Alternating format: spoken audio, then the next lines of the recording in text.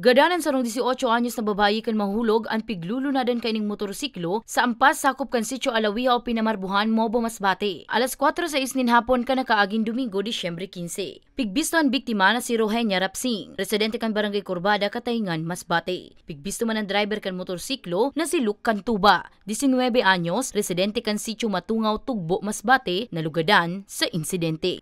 Nag-lost brake daw po, tapos di sanay masyado mag-drive yung driver. May kataasan din po yung nahulugan ng babae. At yung lalaki, hindi naman gaano nahulog talaga. Doon lang sa may ng kasada.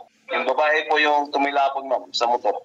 Nagluluwas man sa investigasyon na mayong sulot na helmet ang duwang biktima. Tama yung payo mo, kailangan po yung tuging pag-iingat, lalo na po yung motor dapat po talagang po talaga yung motor nila, ma'am, tawag dito. Garantisado po talaga yun, lalo na yung brake. Kasi paakyat yan, ma'am. Lalo na ngayon maulan, kung bababa, madulas yung kasada. Kaya siguro, yan ang cause talaga ng aksidente dyan, ma'am. Sa presente, pigpapatentehan na sa indang residensya ang nagadan na biktima. Para sa mga baretang Tatak, Bicol, Danica Garcia.